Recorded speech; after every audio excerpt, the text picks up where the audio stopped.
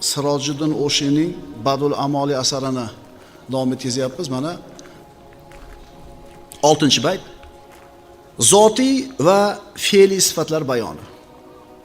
Sirojiddin O'shi aytadi: Sifatu zati wal af'ali turran qadimatun masunatu zawali.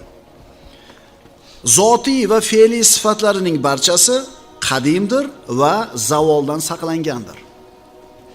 Nazmiy bayoni: zotiy fe'liy sifatlari bari barkamol, ibtidosiz, intihosiz, doim bezavol. Zotiy fe'liy sifatlar bari barkamol, ibtidosiz, intihosiz, doim bezavol. Ya'ni Alloh azza va jallaning zotiy sifati bo'lsin, fe'liy sifati bo'lsin, ular mukammal va ular azali va abadiy. Azali nima degani edi? Boshlanishi yo'q. Abadiy degani nihoyasi yo'q. Azaliy, abadiy bo'lish faqat Allohga xos.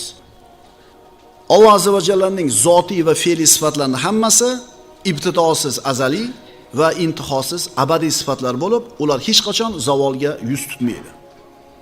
Laysa kamithlihi shay'un va huwas samiul basir. Allohga o'xshash biror narsa yo'q, u o'ta eshituvchi va o'ta ko'ruvchidir. Modomiki Alloh taolo hech kimga o'xshamaydimi va hech kim Allohga o'xshamaydimi, sifatlari ham o'xshamaydi. Biz maxluqmiz, biz hodismiz. Bizning sifatlarimiz ham hodis. Endi bir kun keladi, bu sifatlarimiz zavolga yuz tutadi. Yo'q bo'lib ketamiz. Yo'q bo'lib ketamiz. Qur'on va sunnatda bayon qilingan Alloh azza va jallaning sifatlari ikkiga bo'linadi. Zotiy va fe'liy. Zotiy sifatlari: hayot, Alloh taolo tirik zot. Tirik bo'lishligi shart. Chunki Alloh hayot bo'lmaganida boshqa hech narsa hayot bo'lmas edi. Ilm, Alloh taolo ilm egasi bo'lgan zot. Alloh taoloning ilmi ko'paymaydi ham, ozaymaydi ham. Kalom, Alloh taoloning kalom sifati bor. Alloh taolo gapiradi. Lekin Alloh taoloning kalomi va gapirishi siz bilan biz tushungandek emas. Chunki bizni kalomimiz, gapimiz uchun nima kerak? Sanaymiz. Til kerak, jag kerak, tish kerak, on kerak, havo kerak, o'pka kerak, kekirtak kerak va hokazo. Va bizni gapirishimiz maxluq deyiladi. Alloh azza va jallaning kalomi bizni kalomimizga o'xshamaydi. Alloh taoloning zotiy sifatlaridan qudrat. Alloh taolo qodir bo'lgan zot. Innalloha ala kulli shay'in qodir.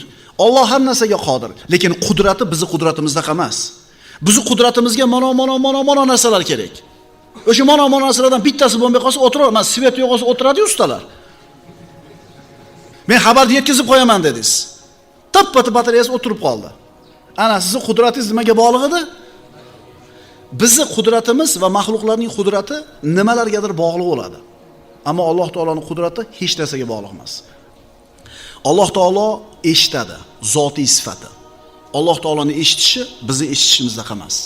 Imom Azam Fiqhul Akbar aytadi, gapiradi, gapirishi bizning gapirishimizda emas, ko'radi, ko'rishi bizning ko'rishimizda emas.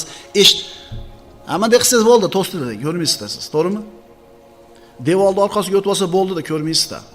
Podvalga tushib olsa bo'ldi, ko'rmaysizda. Lekin Alloh ko'radi, biz ham ko'ramiz.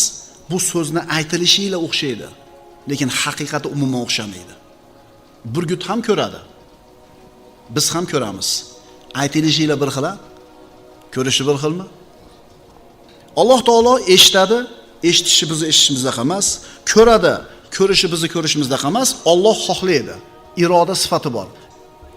Bu sifatlar Allohning zotiga tegishli bo'lganligi uchun zotiy sifatlar deyildi.